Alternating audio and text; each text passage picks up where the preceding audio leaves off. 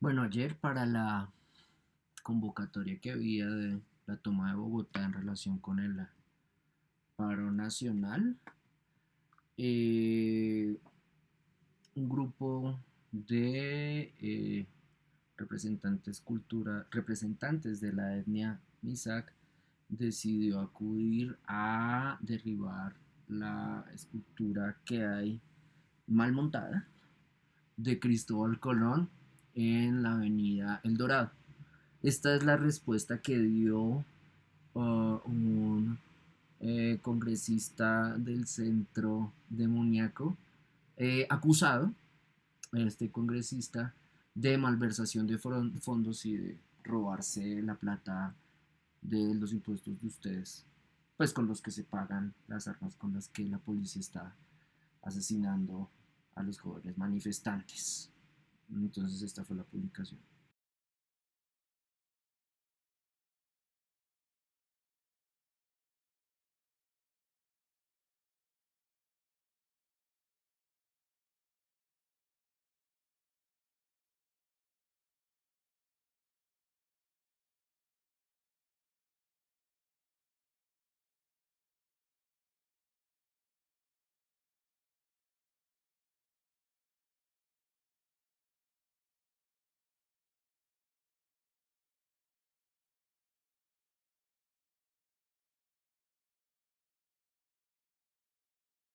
Es decir, la lucha por la interpretación, la reinterpretación y la construcción del relato histórico continúa. De hecho, ante esa primera tentativa por parte de los representantes MISAC, que resultó fallida, pues porque efectivamente había muchísimos tombos, como muchos más que los que suele haber eh, normalmente en entornos como este, o para proteger a los líderes de esta población que están bajo permanente amenaza. Ellos intentaron una segunda, un segundo derribo, esta vez en la representación de la reina Isabel. Entonces miremos el documento que recibimos al respecto.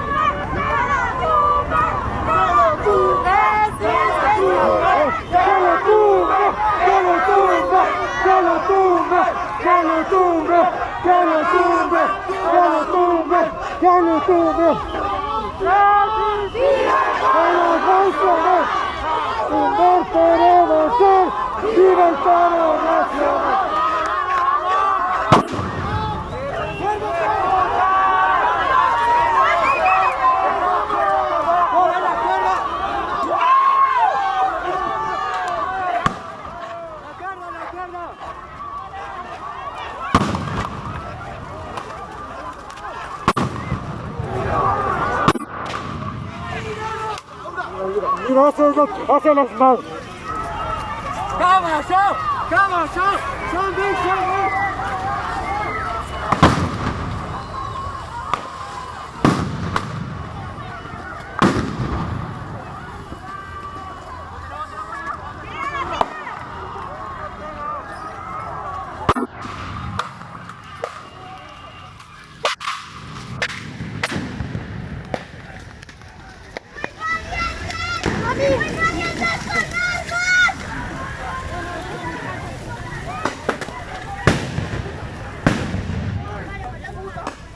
mira eso es lo que hace, vea. Vea.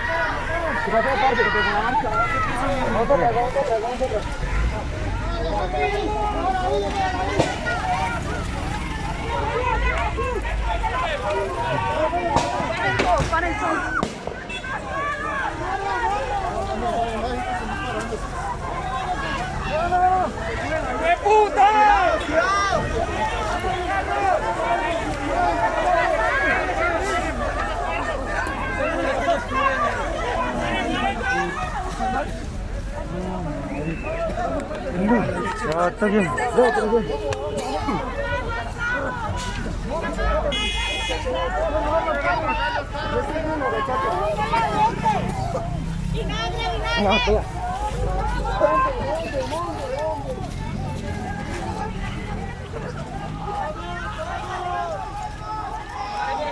Dile un poquito, dile un poquito.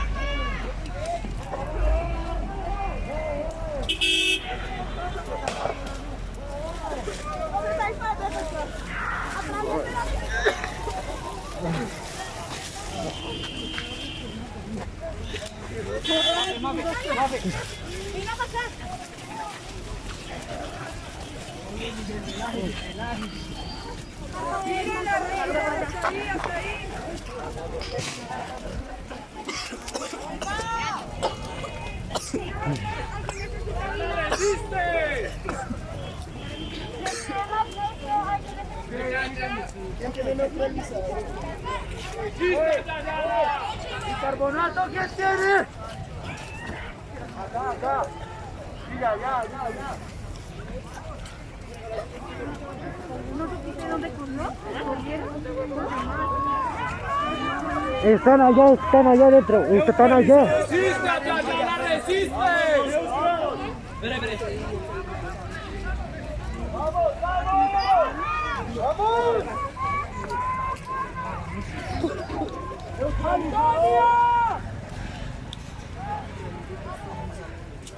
Que tenían que aprovechar allí. Sí, por eso es que se demoraron mucho ellos también.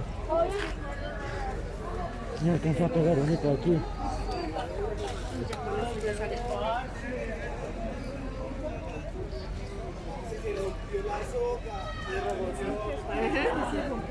Sí, y se movió pues. Y arriba está uno, mira, ya está.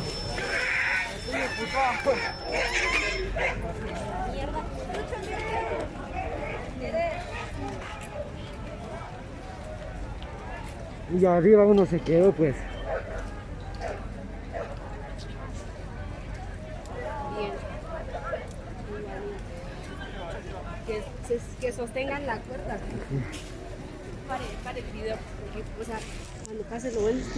Entonces, respecto a la manera como este tipo de acciones pudieran documentarse, digamos que continuando con la presentación de la exposición Disobedient Objects, yo quisiera alterar el orden de la curaduría, el orden propuesto por los curadores, para adaptarlo a la manera como yo haría esa investigación, a la forma como yo reuniría los objetos desobedientes considerándolos con una significación diferente, es decir, al contrario del ordenamiento que proponen Catherine Flood y Gavin Grindon, que consistía en mostrar primero objetos donde apareciera la acción directa, segundo, la acción directa en este caso como objetos descritos, pues, como objetos usados en empoderamientos, en procesos de empoderamiento u objetos utilizados para obstruir el ejercicio del poder.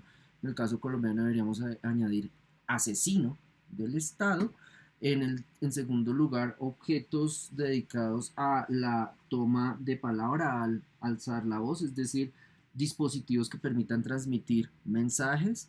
En tercer lugar, objetos dedicados a la construcción de mundos, es decir, objetos que permitan evidenciar la materialización de una utopía. Y en segundo lugar, objetos dedicados a la construcción de lazos de solidaridad.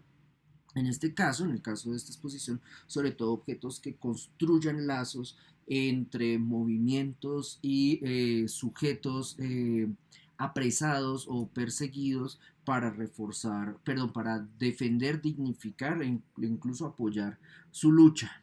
En este caso, ese orden propuesto por ellos, acción directa, toma de palabra, construcción de mundos, solidaridad, yo lo alteraría en la curaduría ideal que yo haría sobre este tema, empezando por los objetos que hablen de la toma de palabra, pasaría después a los objetos que hablen de la construcción de mundos, en tercer lugar a los objetos que hablen de construcción de solidaridad y en último término objetos que se relacionen con la acción directa. Incluso este último término lo pondría entre paréntesis y me preguntaría si algunos objetos dedicados a acción directa podrían atravesarse, presentarse, funcionar, sí, de manera transversal en la exposición dentro de otros capítulos de la exposición. Creería que, por ejemplo, un casco como el que intervino con Sharpie, el caricaturista matador, para responder a un tuit amenaza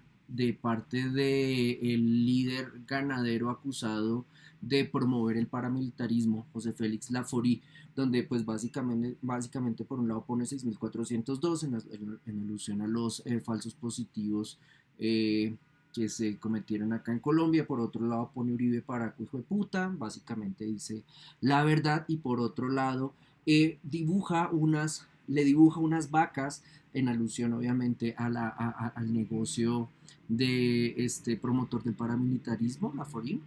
Entonces ese casco que él interviene como respuesta a la amenaza por parte del dirigente ganadero podría estar dentro de, considero yo, objetos que hablen de toma de palabra, pero pues no olvidemos, este tipo de cascos también son utilizados por la primera línea para proteger las cabezas de sus integrantes.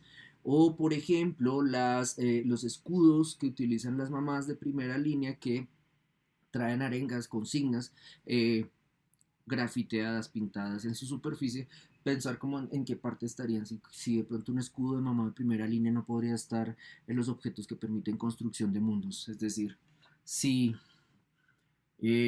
contemplando el contexto de lucha de esta manifestante, además de que es una manifestante que cumple con labores de sustento, pues madre, cabeza de familia, etcétera, que se desempeña en el entorno laboral, también toma parte de su tiempo para defender a jóvenes que no necesariamente hacen parte de su prole. No sé si eso configura de hecho una nueva mirada respecto al rol de protección, maternidad o incluso configuración de lazo social.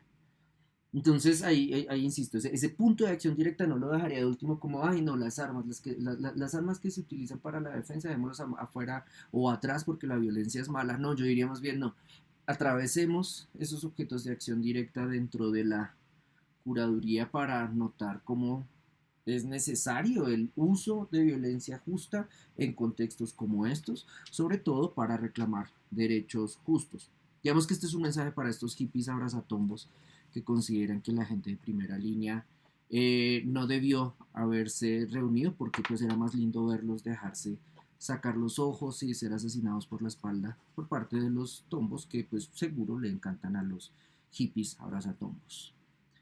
Ok, entonces digamos, empezando por ese primer orden, por ese primer capítulo, el de toma de palabra, voy entonces a tomar un texto, a seguir el texto que está en el catálogo de Disobedient Objects, que es básicamente un artículo donde Nicholas Thorne evalúa la categoría panfleto, el objeto diseñado para libre distribución, fácil transporte, transmisión directa de información, y realiza este análisis del panfleto como categoría para preguntarse entonces qué tipo de estrategias operan en el diseño y circulación de estos materiales y cómo esas estrategias podrían denominarse, y ese es el título que él le va a dar a su artículo, se podrían denominar como impopulares. De hecho el título del artículo es Unpopular Pamphlets, como panfletos impopulares. Cómo las estrategias de producción, de diseño y de circulación de estos materiales podrían optar por una sofisticación en la transmisión de información, sobre todo cuestionando el hecho de no querer ser populares. Aquí es el uso de esa categoría popular es sobre todo como esa noción de de la ansiedad del adulto moderno, o bueno, también del joven moderno, que garantiza en gran medida su tranquilidad psicológica al saberse querido por otros, al saberse, comillas, popular. En ese sentido, ya me estoy adelantando como una de las reflexiones de Thorburn, la idea de popularidad de los medios masivos de información trae aparejada la idea de esclavitud ideológica. Por ejemplo, ustedes miren la cloaca semana. Sí, no la miren porque le generan indicadores. Miren un medio menos cloaca. El País de España.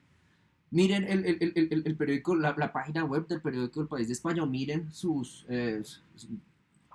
los PDFs que, pues, a los que puedan acceder, y noten, porfa, el ansia por la visualidad que hay un medio como estos, sobre la distribución de la diagramación de la página, la distribución de las fuentes, los tamaños, los llamados de atención, el uso del color, el uso de imágenes, y compárenlos, porfa, con el discurso alterno que está acompañando la transmisión de información, que es por supuesto el publicitario, que aquí utilizaría la expresión española para hablar de las propagandas, de lo que nosotros llamamos propagandas, que serían los reclamos. Me gusta más esa categoría. Entonces, miren por favor la retórica de los reclamos y el modo como acompañan la información, y pregúntense, en tercer lugar, quién financia la producción de un medio como esos. Si son los lectores los que lo pagan para su sostenimiento, porque pues este medio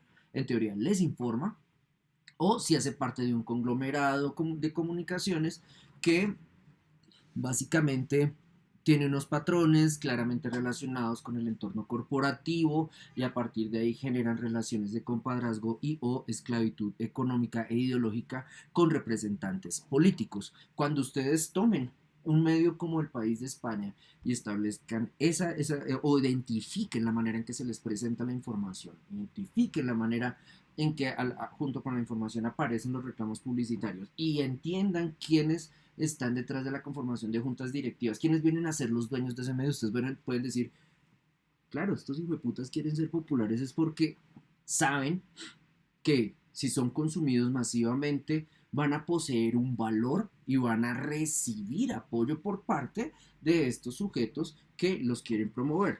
En ese sentido, si en El País de España se optara por, entonces aquí voy a utilizar la categoría popular como contrario al gusto de la mayoría. Si en el diseño gráfico del País de España se optara por un diseño gráfico experimental dadaísta, por ejemplo, para presentar la información, y bajar el número de lectores, porque los lectores no entienden, no sé, el tipo de letra utilizada para informarnos sobre una masacre en el paro nacional acá en Colombia, a mediano plazo incluso, no, a corto plazo, las directivas se preocuparían por el hecho de que esa forma de presentar la información, sí, puede que visualmente resulte bastante atractiva, pero en términos de audiencia no es efectiva. Entonces, no es popular, por lo tanto, optarán, como suele hacerse desde estos medios, optarán por apelar a mantener a su audiencia en el semi-alfabetismo y nada, seguir dándole lo que ya esperan. Básicamente optarían por la posición conservadora de no, la gente no quiere cambios, la gente prefiere mantenerse bruta a innovar. Sigámosles dándole cosas para brutos. Y en ese sentido, entonces, ustedes podrían también preguntarse cómo, en el caso de los unpopular pamphlets, cómo en movilizaciones como las que se presentan acá actualmente, se dan procesos de estampado, impresión de documentos, estampado de ropa, estampado de prendas, impresión de documentos, sí, quedémonos en esos, estampado de prendas, la impresión de documentos, donde, por ejemplo, no se respeta la gramática, no se respeta la ortografía en muchísimos casos, puede ser por ignorancia o deliberadamente. Yo hablaría de una mezcla de ambas condiciones, y donde incluso la falta de competencia profesional, no, de competencia gramatical, puede servirle a los manifestantes para hacer más claros sus mensajes. Creo que aquí, por ejemplo, la experiencia de muchos manifestantes que desarrollen estrategias gráficas y que hayan adquirido esa experiencia, o que hayan, sí, que hayan adquirido parte de su experiencia como realizadores de imagen en el contexto del graffiti, de la cultura hip hop, cuando se acerca a la elaboración de panfletos relacionados con movilizaciones como la del paro nacional, producen unos resultados bastante interesantes, sobre todo respecto al modo en que están configurando la transmisión de su mensaje. Aquí uno se preguntaría como sujeto externo a esa comunidad, como observador atento pero externo a esa comunidad, ¿por qué y qué valor hay en el uso y réplica de esos errores? Es decir, por ejemplo, escribir mal los nombres propios, hacer abreviaturas, mezclar números con letras, hace parte de una manifestación cultural que acompaña a la movilización y que incluso puede tener carga discursiva. ¿Quién me puede dar información sobre ello? ¿Dónde puedo buscar un intérprete de ese mensaje que no está escrito para mí, sujeto formado en un contexto cuadriculado de educación institucional, que pasa por colegio y después por universidad, que no me formo en lenguajes o culturas marginales? Listo. Si yo quiero entender ese mensaje, ¿a dónde podría acercarme y cómo podría generar su traducción? O incluso podría, aquí también me estoy adelantando a una de las opiniones de Soul, podría pensar como, les importa un culo hablarle a gente como yo, porque básicamente puede que gente como yo sea vista desde la perspectiva de los manifestantes como los representantes del enemigo. Entonces, el preguntar, el pedir información, el pedir que alguien me traduzca lo que se dice ahí puede ser como básicamente un reclamo de colonizador que quiere entender esa cultura para después ir a clavarla, como por ejemplo ha sucedido en contextos como nuestra linda Abya Yala. Ahora bien, entonces ya pasando al texto de Thorne, básicamente lo que dice es que es importante en las movilizaciones las producciones gráficas, la experimentación y producción gráfica, la producción de carteles y la producción de murales. Murales en el sentido aquí, yo traté de entenderlo como esos spots de la ciudad donde se ponen muchos materiales y como que parece que los carteles van uno encima de otro y al final hay un gran palincesto de mensajes que a simple vista son ilegibles, pero si se les dedica atención pueden traducir ciertos mensajes. Yo me iría por esa vía. Entonces, hablando de producción gráfica, carteles y muralismo dentro de las movilizaciones como medios de comunicación en sí mismos, Thorne va a establecer una lectura historicista relacionada con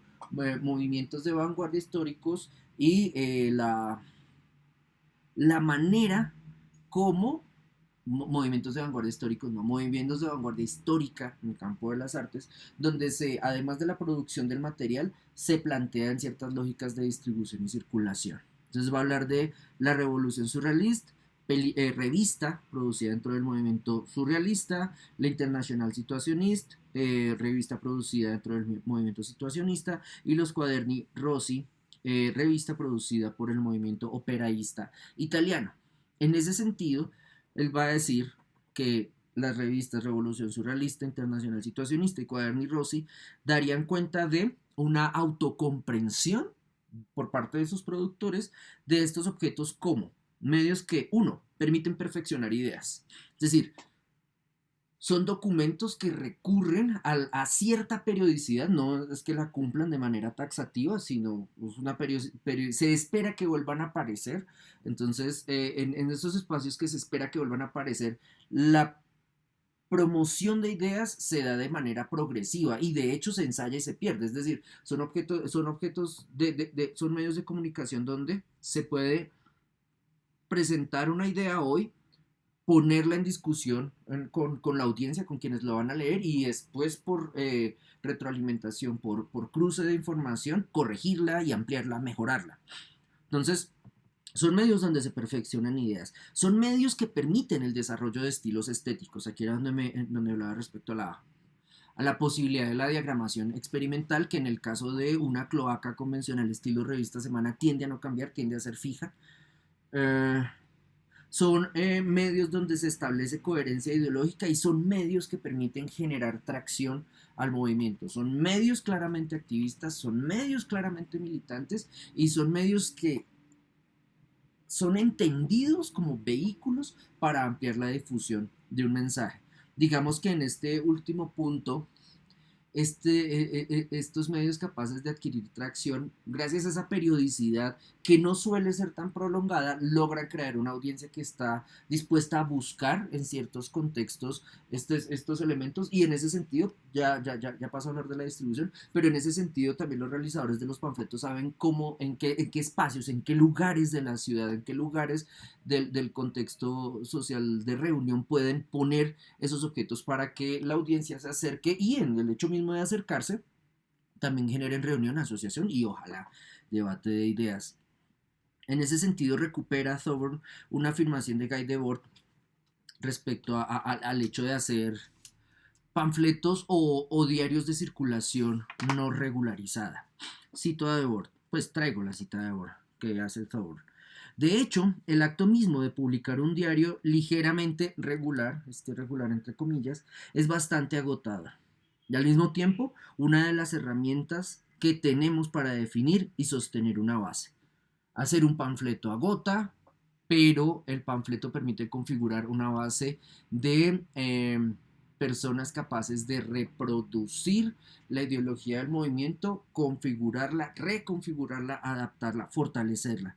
Entonces, siguiendo por esta línea, Thorburn ya establece perfectamente que estos panfletos son medios de comunicación que se localizan entre el objeto, entre la producción física del objeto y su movimiento y el movimiento político que le apoya, y que son, y esto hay que tenerlo muy en claro, que como son objetos de activismo, son objetos que siguen las líneas de la movilización, siguen las líneas del movimiento. Es decir, y aquí ya Thorburn plantea una pregunta irónica respecto al contexto de la exposición, como, bueno, ok, si la exposición es de objetos desobedientes y se quiere meter material gráfico, entre ellos panfletos, pero un panfleto sigue rigurosamente las líneas del partido o la agrupación, el panfleto no es un objeto obediente, no es un objeto de catequesis, no es un objeto de transmisión de información que en muchos casos configura, sí, una serie de ideas perfeccionadas y que están en construcción, pero cuando las configura no las presenta incluso de manera dogmática. ¿Es tan experimental el panfleto en ese sentido? ¿O es más un vehículo efectivo de comunicación, pero que de hecho por su misma efectividad está sometido a la presentación clarísima y casi inmodificable de modos de acción política? Entonces, dejando esa pregunta abierta, pasa entonces a el hecho de que no, yo diría aquí artistas productores como Alexander Rodchenko, cuando se refirieran, cuando pensaran, cuando teorizaran la producción de panfletos, los vieran o los configuraran como compañeros, como camaradas. El panfleto es nuestro camarada, es nuestro compañero. Así, de hecho, recupera Thorburn la afirmación de Rodchenko, donde este camarada es un camarada proteico, es un camarada que puede cambiar de forma y cambiar de modos de circulación. Puede adaptar y adoptar múltiples relaciones. En ese sentido puede aparecer impreso en diferentes materiales, puede aparecer siguiendo diferentes pautas de diseño gráfico, puede incorporar diferentes condiciones socioeconómicas. Si hoy hay plata y estamos haciendo un panfleto, entonces además de comer las 3 comidas diarias que nos corresponden, vamos a hacer el panfleto con tinta dorada, porque hay puta plata. Después no hay plata, entonces ¿qué hacemos? Nada, sacamos una sola hoja impresa por una sola cara con la tinta más barata que encontremos, que no se disuelva al tacto. Otro día hay medios recursos, entonces vamos a lograr pagar una la posibilidad de que nuestro panfleto sea distribuido en barrios de estrato 6 de Bogotá para que las empleadas de servicio, las únicas personas que leen en esos entornos, para que las empleadas de servicio de estos lugares adquieran conciencia de clase. Y así sucesivamente. Es decir, son objetos, son objetos que, y este es como el elemento que más me importa aquí, que incorporan dentro de su producción una reflexión respecto a sus propias condiciones socioeconómicas. Y en ese sentido, no solamente el tipo de producto que se ofrezca va a variar en el tiempo, dependiendo del ingreso de recursos, sino que por otro lado también es un objeto que va a saberse sometido a la labilidad del consumo, que en algunos casos va a tener unas tiradas de 100.000 ejemplares porque, no sé, la coyuntura en la que se presentan es supremamente eficaz para los intereses del movimiento del panfleto, pero en otros casos, nada, se hacen 300 ejemplares y nada, se reparten 100, quizá por, no sé por qué, la sociedad está en privatismo civil y le importa un culo movilizarse. En ese sentido, entonces Sober va a hablar de el proyecto Unpopular Books, que fue adelantado en Londres durante los años finales de la década de 1970 por parte del señor Fabian Thompson.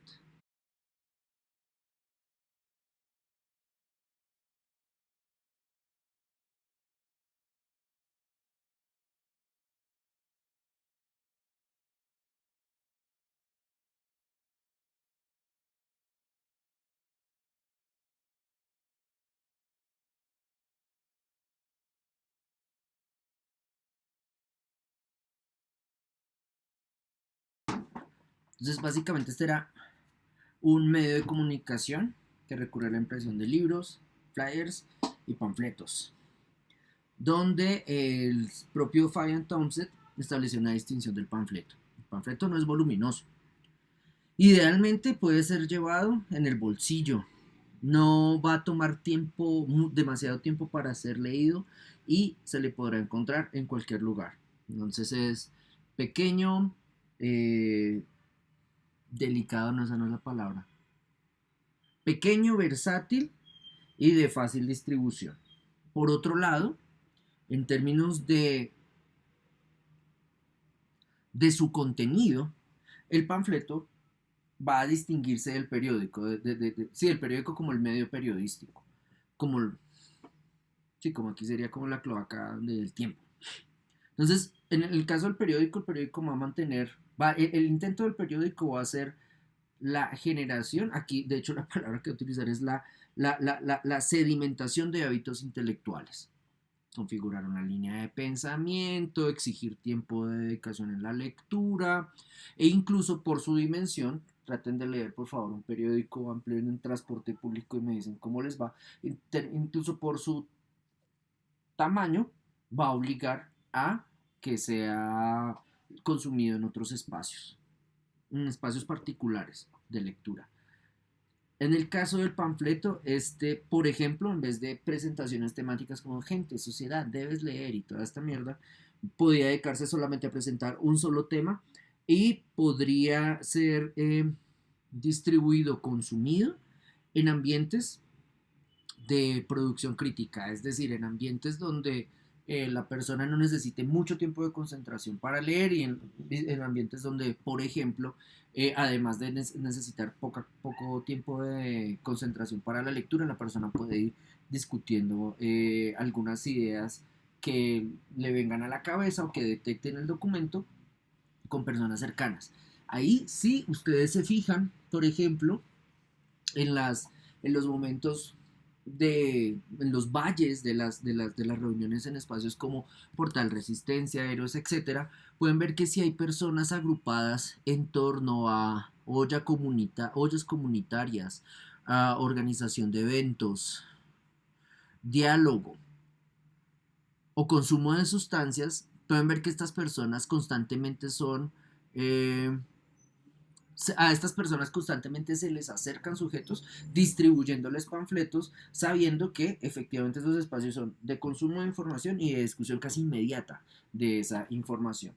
En el caso de los ejemplos que cito, lo que he visto sobre todo es la distribución de flyers, de hojas.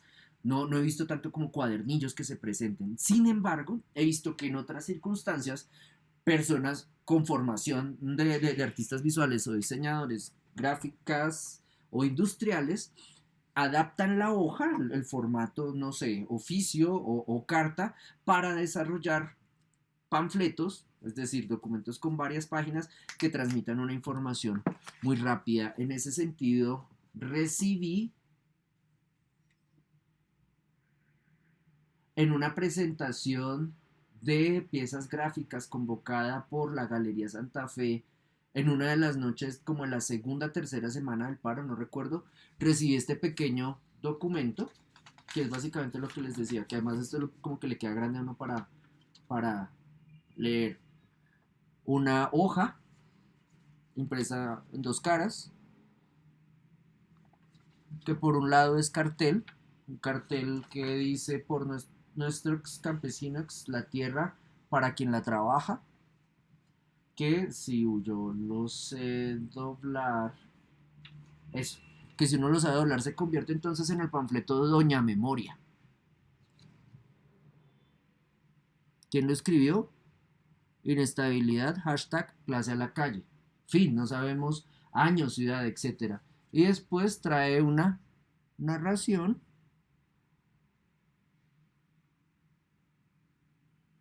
que recurre al lenguaje del cómic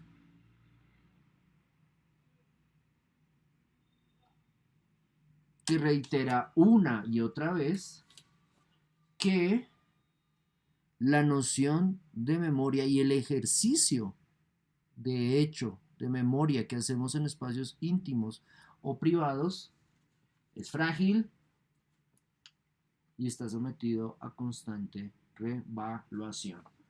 Entonces miren como aquí se da eso, como experimentación en el diseño gráfico. La pieza fue hecha a mano, fue fotocopiada, es una sola hoja, es impresa por lado y lado, es portátil, es pequeño y puede circular en espacios como puntos de encuentro improvisados en ollas comunitarias, portales de resistencia, preparación de conciertos. Ahora bien, un panfleto es básicamente un fragmento discursivo, diría Thorne. En este panfleto, como unidad, se aísla una información. Y en ese panfleto entonces se puede discutir, no me gusta esa expresión, pero la voy a utilizar, es una expresión como post-hipster. Se puede discutir, comillas, sin filtro respecto a ciertos temas. En ese sentido, no recupera autoridad institucional, se va a basar en una infraestructura móvil y básicamente va a ser utilizado para que se diga lo que se le venga a la cabeza a sus realizadores, productores, porque no está sometido a la obligación de la popularidad y de la frecuencia periódica. Puede presentarse cuando le dé la gana. En este sentido, este panfleto sería unpopular porque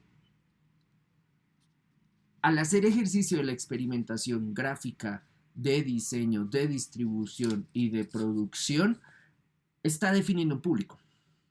Es decir, ustedes no van a encontrar a su tío uribista con problemas de cáncer de próstata y 6 amantes. No le van a encontrar esto, y si se lo encuentran es para, no sé, matar a alguno de los hijos que tenga con la amante. Pero en ese sentido ustedes ya pueden esperar en ese tío que no consuma este tipo de material. Seguramente ese tío va a tener una suscripción a la cloaca semana y una por cada amante. Y no sé, cuando se encuentre con ellas, ellas no le reciten los editoriales de... ¿Cómo es? ¿Eugenia? ¿De Géneco? De Victoria de Géneco, no sé, las casca. Como suelen hacer los tíos uribistas con muchos amantes y problemas de próstata. Ahora bien, en el caso de, esta continúa con la distinción periódico-panfleto, en el caso de los periódicos hay una constante ansiedad por cortejar al público, eso de decirle al público lo que espera, tratarlo como estúpido, infantilizarlo, ofrecerle mucha más mierda de la que necesita para consumir a través de publicidad, de noticias basura, etc. porfis vean en serio las noticias como las noticias de relleno de canales, porque esto no se limita a los medios periodísticos impresos. Miren, por favor, noticias de relleno en canales de televisión privada. Háganlo como ejercicio, porfa, y noten cómo, o más bien pregúntense cómo, este medio cómo me está contemplando a mí, ¿me está halagando o me está insultando? Y lo más chévere, porque lo hacen, porque me insulta, porque los de RCN me dicen permanentemente bruto hijo de puta. ¿Qué esperan? Y al país será que le gusta que le digan así, o sea, bruto de mierda, sigue viendo nuestra programación. O más bien resulta que estos canales le dicen eso al país, brutos hijo de putas, de manera, en términos formales, de manera visualmente atractiva, de tal modo que las personas digan, sí, lo soy. Por lo tanto, jamás me voy a movilizar.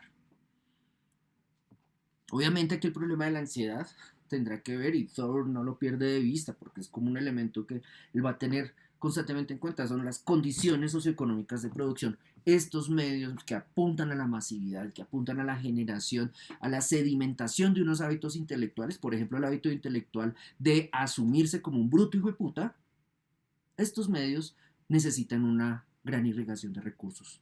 Y en ese sentido, a sus accionistas, a sus promotores, les prometen que van a llegar a una gran cantidad de población que se comió el cuento de que es bruta de mierda y que jamás va a salir de donde va a salir, a cambio de fidelidad, lecturabilidad, viralización e incluso modificación del perfil, del panorama, perdón, del paisaje de la opinión en ciertos contextos. En el caso de los panfletos, estos como son impopulares, no tienen la ansiedad de caerle bien a todo el mundo, son libres de llegar a quien quiera que sea, son o están emancipados de la manipulación económica y saben que permanentemente están bajo amenaza de desaparición. Son como un joven de primera línea, pero editoriales. Saben que pueden hacer lo que quieran, saben que tienen unos lineamientos que presentar, pero saben que en cualquier momento van a desaparecer. En este caso no porque un policía les persigue, les saque de su casa, sino por que en algún momento no hay posibilidad de financiar el panfleto. Chao, medio de comunicación. En ese sentido, recupera Thorburn a The Board en torno a la posibilidad que tienen materiales como estos de contrariar los mandatos mercantilistas que obligan a la implementación de diseños industriales que abaraten y hagan masiva la producción, pero además tienen la obligación de que se vendan todos y ojalá generen promesas de compra a posteriori. Entonces ya entre Doña Memoria y la cloaca de la señora de Géneco hay una gran distancia respecto a qué intereses tienen, qué intereses manejan, qué esperan de sus lectores también. Ahora bien, en el caso de Unpopular Books, toda esta lectura se da, la comparación entre el periódico y el panfleto, se da para hablar de una situación paradójica en términos de producción de pieza de diseño, paradójica en términos de la noción misma de derecho de autor y paradójica en términos de la necesidad que hay de distinguir los diferentes lugares en que puede y tiempos en que puede aparecer una publicación. En este caso, Thorburn se va a referir a una reimpresión que se hizo de una obra de un autor de Asger Jorn, un autor situacionista. La obra era Open Creation and Its Enemies, que básicamente se propuso como un panfleto autorreflexivo. En primer lugar, este libro se publicó, pero no ingresó al registro ISBN, un registro global que permite determinar de cierta manera el tipo de productos editoriales que se realizan, que se dan bajo un contexto institucionalizado. Toda aquella producción con ISBN declara autoría, procedencia, vínculos institucionales, paginaje, tamaño, etcétera, para que configurar una amplia base de datos que dé cuenta de lo que imprime, digamos, la humanidad que llega a estos contextos institucionales. pues en entornos donde no hay SBN, pues qué putas, no son humanos, entonces por eso lo dudo. Pues dudo en utilizar esa categoría. Ahora bien, este panfleto autorreflexivo se niega la inscripción en ISBN, en esta gran base de datos, y se va a imprimir 2 veces. Es más, se va a imprimir en múltiples ocasiones con diferentes portadas. ¿Para qué? Para negar aquí recupero quiero recuperar la cita que se hizo de Debord, para contrariar el mandato mercantilista de la identidad. Si hay portadas diferentes, se genera una identidad distinta en torno al producto, se generan expectativas sobre el producto y de hecho se va a jugar con la posibilidad de que la modificación en la portada sea interpretada como una modificación, como una necesaria modificación en el consumo del producto. En ese sentido, lo que va a tener cada portada, en el caso de estas reimpresiones, es una explicación dirigida a los libreros, a los sujetos que en teoría estarían encargados de su distribución o almacenamiento. Y es que básicamente una portada es simplemente un mecanismo, un modo de protección, papel más grueso para proteger el papel más delicado que está en su interior, y en segunda instancia, la portada no importa tanto porque lo que interesa es su contenido. Hay una aspiración, de hecho, escrita en esta explicación que se ponía a los libreros en estos documentos, y era que toda portada debería ser borrada para no confundir a futuros estudiosos. Dejemos de lado la portada, dejemos de lado la apariencia del libro, no configuremos, no organicemos, no distribuyamos estos libros según la presencia visual de sus portadas, valoremos su contenido. En ese sentido, entonces, esta reimpresión configurada como panfleto, como documento pequeño, portátil, versátil, que puede aparecer en cualquier espacio, siguió patrones diferentes a los de los libros comerciales. No operaba como una imitación inútil y era producido, me encanta, era producido en tiempos muertos de impresión. No se contrató en términos de configurar una orden de servicios dentro de una imprenta. No se contrató la realización del panfleto, sino que se buscó que la persona o la empresa o el entorno que los produjera en espacios generalmente que quedaban por fuera de el organigrama, el cronograma, de trabajo de estos entornos. Ahí va a haber una expresión que me parece muy atractiva, y es como el hecho de que este panfleto fue producido en medio del tiempo robado al trabajo alienado. Aquí no se trata de que el panfleto fuera impreso en horas de descanso, en horas de almuerzo, en horas extras, sino que en momentos que se sabían muertos de impresión, donde la impresión ya resultaba siendo redundante, donde nada, hay que terminar de imprimir esto para no tener este rollo ahí. Hay que terminar de imprimir esta cloaca, no sé, en el caso de semana para nada, no sabemos qué hacer con el rollo sobrante, pues gastémoslo imprimiendo, así sea a pérdida. En esos momentos es donde se interviene con la impresión de este documento para, insisto, a ejercer una reflexión sobre los momentos mismos de producción de panfletos. Digamos que, como anécdota personal, no he llegado a este punto cuando he mandado a hacer mis panfletos en Ricaurte. No he logrado, no me la paso en medio de esa comunidad, no conozco entonces sus dinámicas disciplinares, sí, sus dinámicas disciplinares de uso del tiempo. Entonces cuando mando a hacer panfletos, nada, me meto en la lógica del trabajo alienado. Entonces, para incorporar en la producción de mis panfletos esa variable, debería convivir en esa comunidad, conocerla, y a partir de ahí saber como, ay, marica, esta gente empieza a imprimir a las 2 de la mañana. A las 10 de la mañana han terminado el primer tiraje, y de 10 a 10 y media tienen tiempos muertos que básicamente tienen que ver con los sobrantes de la impresión que iniciaron en la madrugada.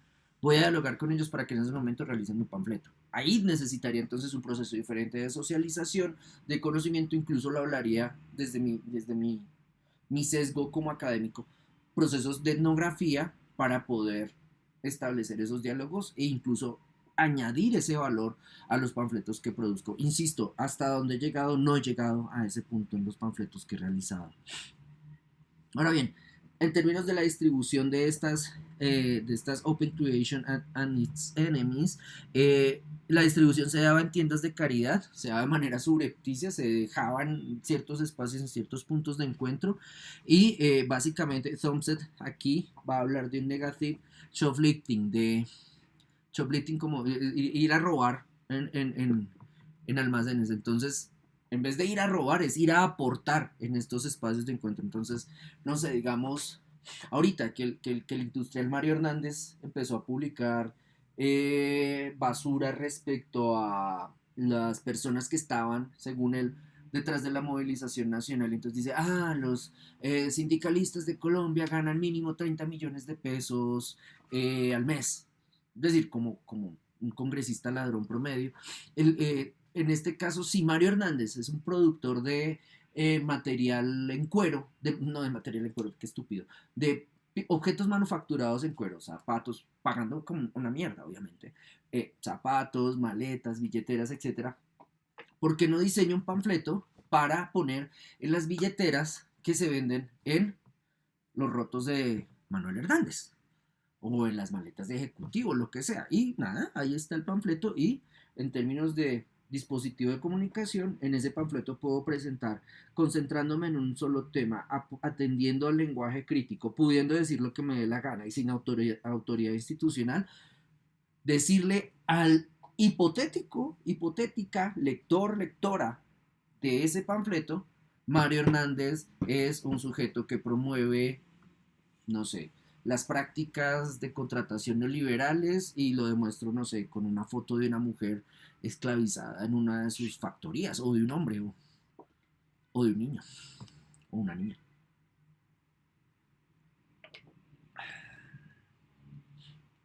Ahora bien, hay un punto acá con la noción de fetichización. Por un lado, el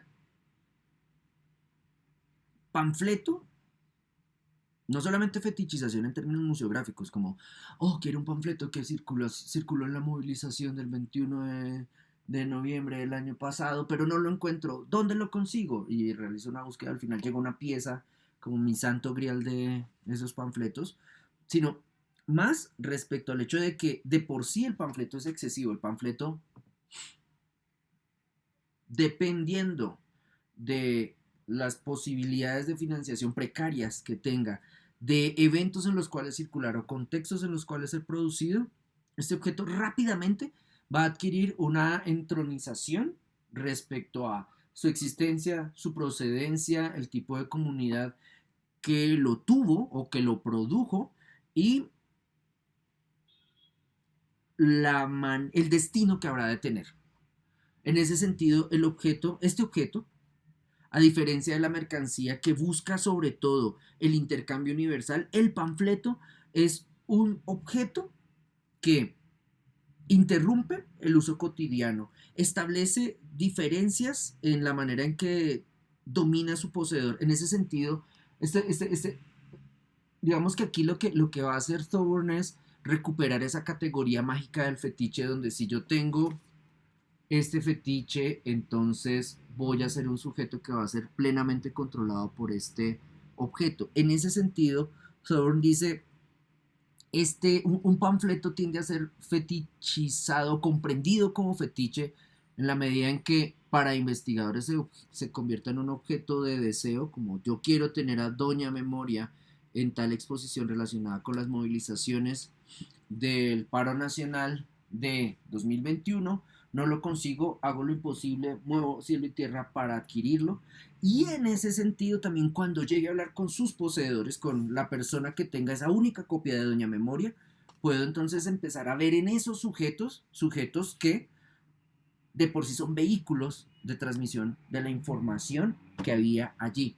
los tomaré como fuentes primarias, los entrevistaré, obviamente me echarán de su casa por intenso y en algunos casos incluso los archivos donde encuentro este tipo de materiales van a ser por mí como investigador fetichizados porque van a ser como espacios que consideraré como lugares libres donde aparecen publicaciones alternativas o publicaciones no hegemónicas donde, y aquí lo pongo muy entre comillas, cursiva subrayado, donde se dice la verdad sobre un hecho, sobre un hecho específico, movilización social, asesinato de líderes sociales, etcétera. Entonces, en ese sentido, es como yo entiendo la manera en que desde la lectura de Thorne, el panfleto puede convertirse en un fetiche y es básicamente la lectura que él busca como afianzar y es el hecho de que el objeto de por sí, este